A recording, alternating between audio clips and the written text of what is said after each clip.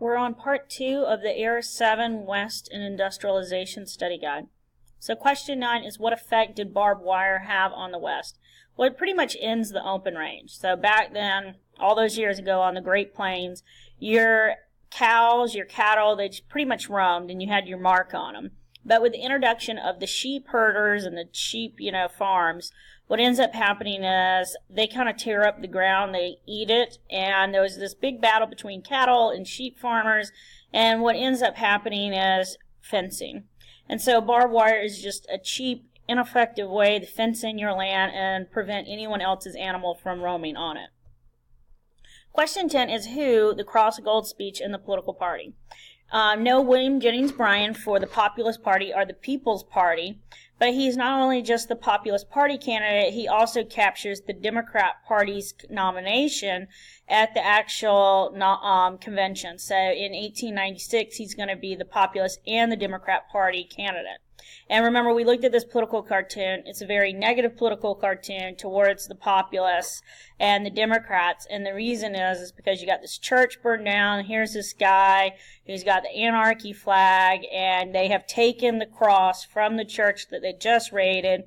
This cross is on the Bible, and here's this thorn of crowns, this, cross of gold. The farmer being compared to Jesus Christ, to this guy, the guy who made this political cartoon, is immoral and it's wrong. And William Jennings Bryan should not have done it.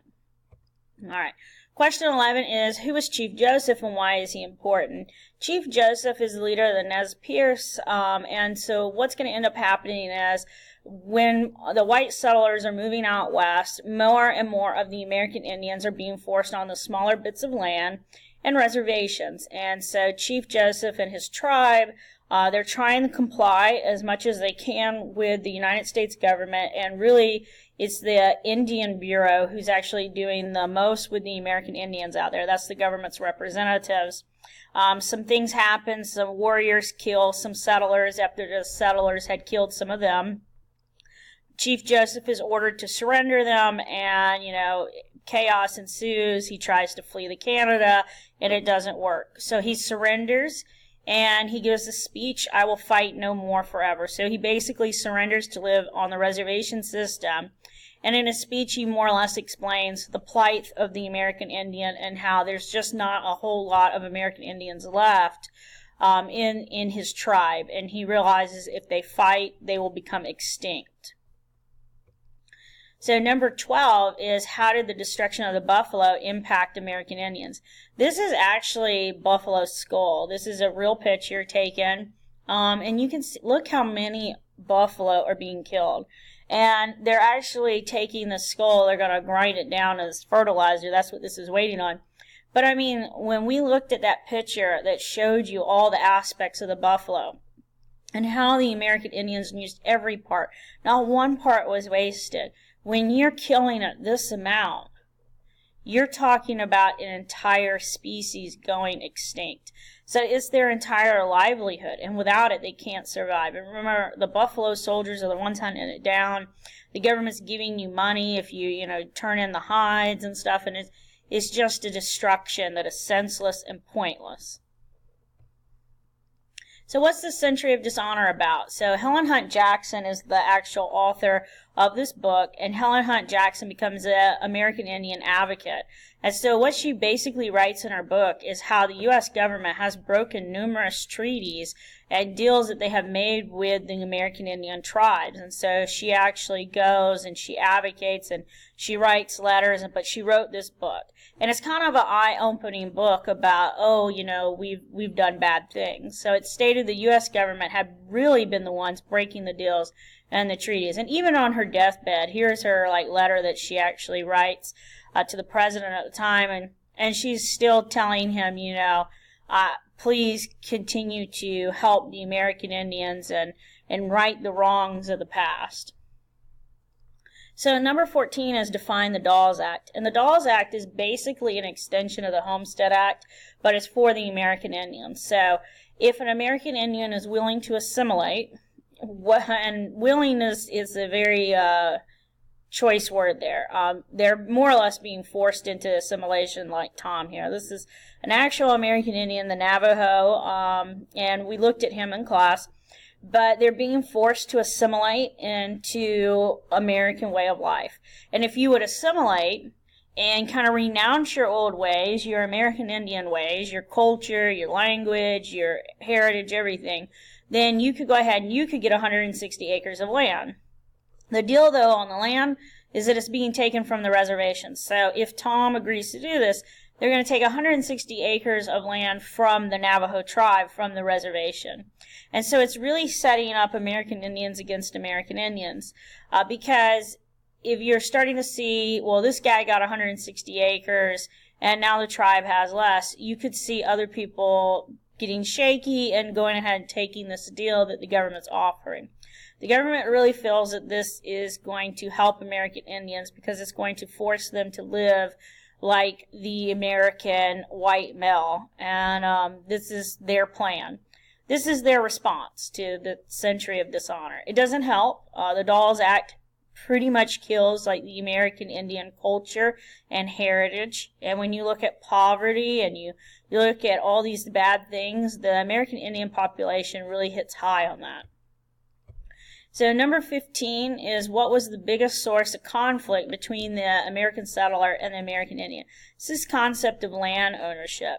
American Indians do not believe you own the land. And so this is where you always are going to find the conflict between the white settler and the American Indian. And so American Indians just don't have this concept whatsoever in their head that you have a piece of paper that says you own this land. And the settlers definitely believe you did. So there's just this misunderstanding, this cultural difference on land and land ownership. And you guys probably looked at this in American 1. This is Manifest Destiny. And here's Manifest Destiny, with the light coming in, and here's like the dark, bringing the light of civilization as the American Indians flee before her. And here's farmers and settling in, and the trains and the wagons, and basically there's just a big difference between how Americans and American Indians see land and land ownership. Number 16, we're finally switching to the Era 7 Part 2, the Industrialization, is define big business.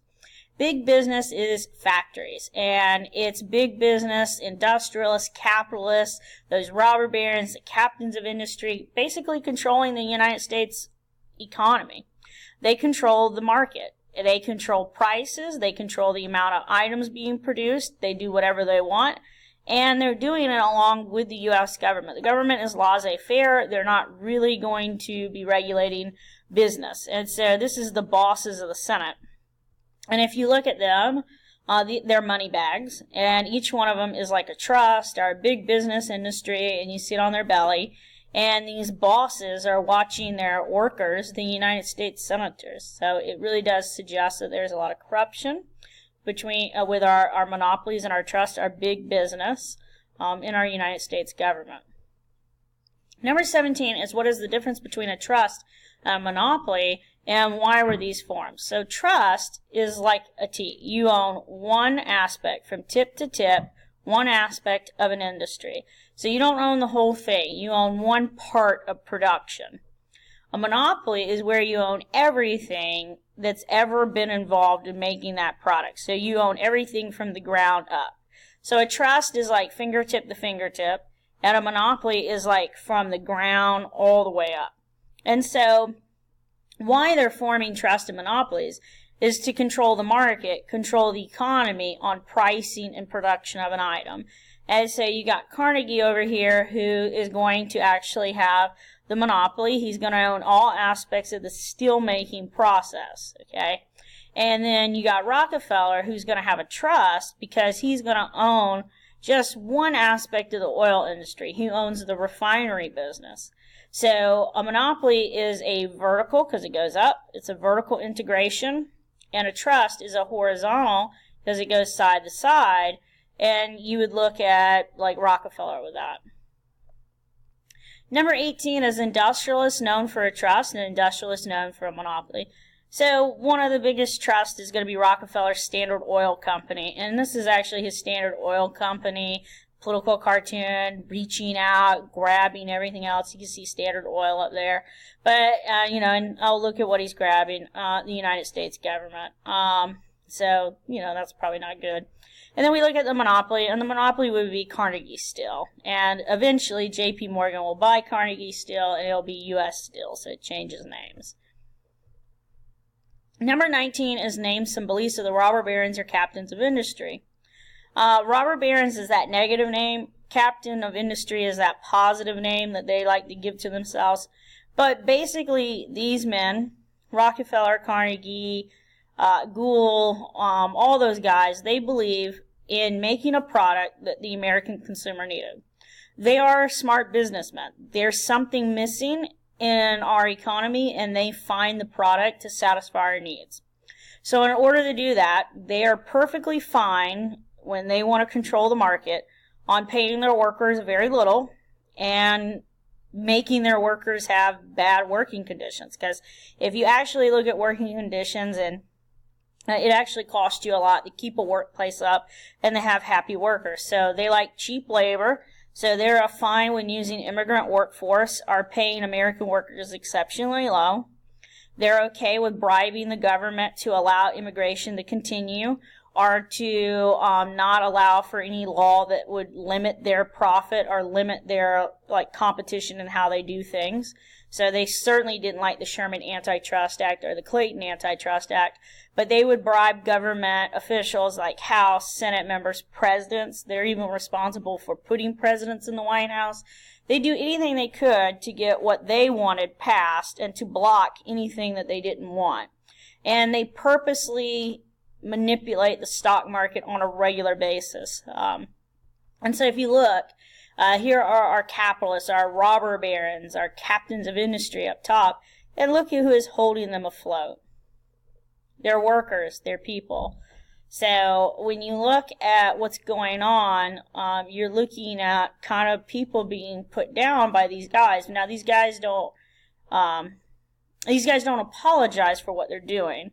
They're basically saying, with that social Darwinist thinking, that they're smarter because they're figuring out how to corner the industry. They're hard workers. I mean, they're not necessarily men who were born wealthy, with kind of like the exception of Morgan. I mean, most of them are self-made men, and so they're self-made, and they said if they did this, then other people could do it. The next question, 20, is what was the U.S. economic policy during the 1800s? It's laissez-faire.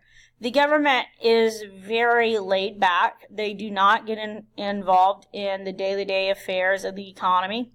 But they actually changed that, like with the ICC. And that's why the Interstate Commerce Act was so weird and so strange, because it's the complete opposite of what the government had pretty much been doing. And even though we like to say they're laissez-faire, I mean, they do get involved. They just don't do it to the extent we are today. Okay. Question 21 is about the Knights of Labor, or early labor union. So what kind of workers, demands, what led to the end of the Knights? The Knights of Labor would take anyone. Skilled, unskilled, they don't care. Everybody was welcome in their labor union.